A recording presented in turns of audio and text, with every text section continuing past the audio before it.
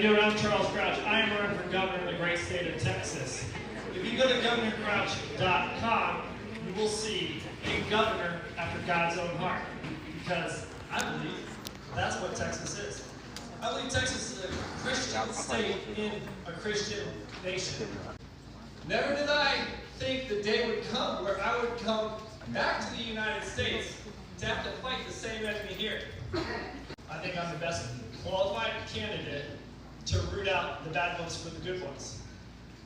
As far as the grant money we're giving them, you can use another word for that. Give money to these foreign entities from other countries to come here and establish their ways of life. Raise your hand if you want to go to another country and establish your way of life there. Yeah, that's what we're allowing. Whatever you fund, you grow and you enable. So as governor of my administration, we're going to reverse funds, and we're going to use that money to actually support the Texans. Have you ever wondered when your property taxes go up, where that money goes? Did you ever think it was going to fund Muslim communities in Texas? Never did I think I'd see the day. So we're going to take the money back, we're going to reverse it, we're going to put it into disabled veteran causes or homelessness. Under my administration, homelessness will be a thing of the past. I don't care if I have to use the governor mansion to do it. We are going to use that place as a rehab facility if need be.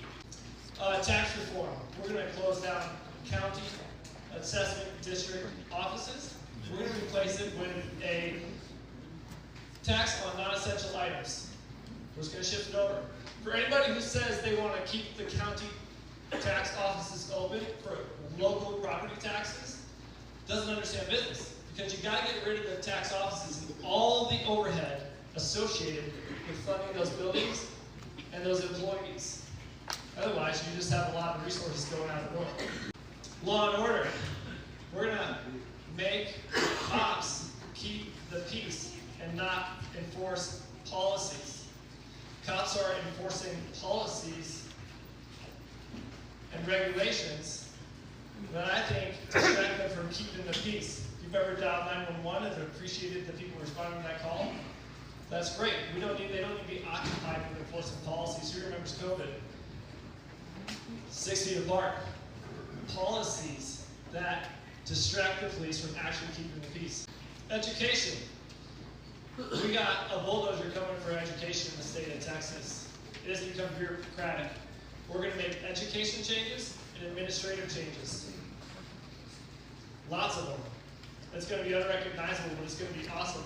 And anytime anyone tells you that the education is all about the money, the vouchers, where the money goes, who gets it, how much they get, is losing sight of the fact that those are little souls and little spirits with eyes and ears that are growing and learning.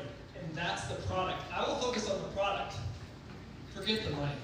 The money will never. That's my 5 minutes. I would love me some questions. Yes, ma'am. Mr. Cox, can you please tell us about your experience, your former experience in government? I served this nation as a Navy SEAL, and my major experience is in leadership.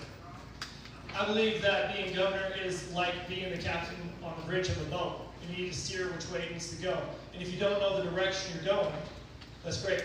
If you know all about a diesel engine and the gears and the rudders of the boat, that's great. You just aren't going to be able to steer where it needs to go.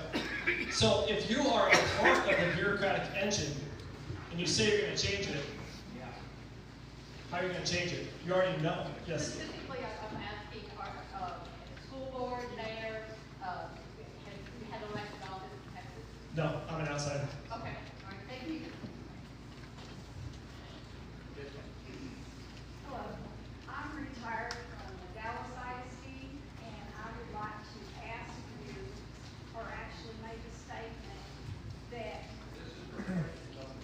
okay, well, I'm just saying,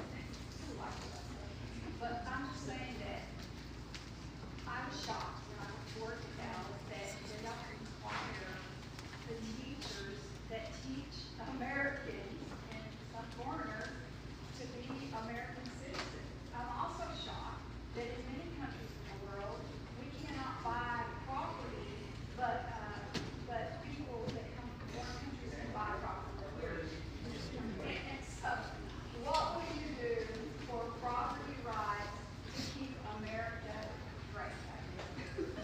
That's a property rights question or an education question? But, because it's tied in.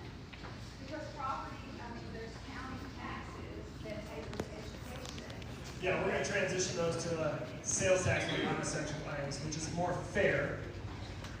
A little bit messy, but we're going to transition there. It's a little bit more fair than for grandma or someone on a fixed income, I think. And I have a ton on education, more than 30 seconds. One quick question, Jeff Banks. Back to my question with regard to education, we still have children's pornographic books in the library system, in the schools, as well as the public system. What are we going to do about getting that garbage out if it is pornographic? The good part about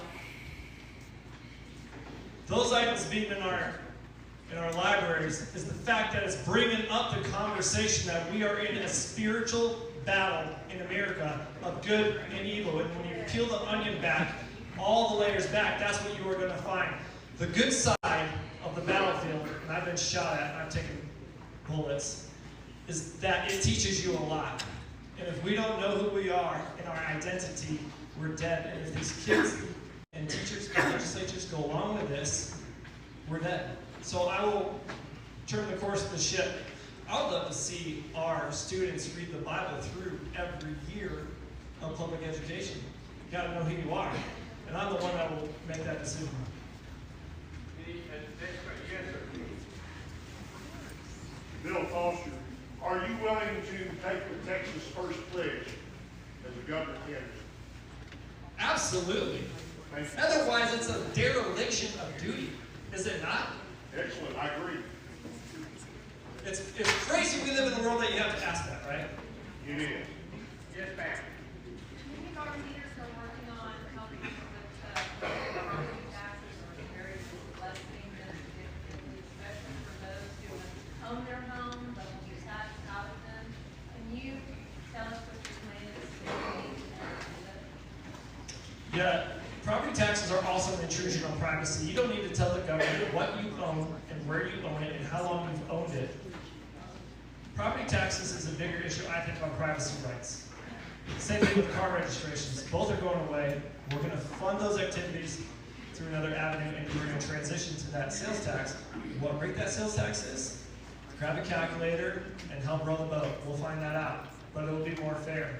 You don't need to get in your car and drive to the government and tell them what car you bought, when you bought it, or whatever else about your life. You can own a second property with a barn and a trailer behind it without having to tell your, I mean, in Texas, we say we have freedom.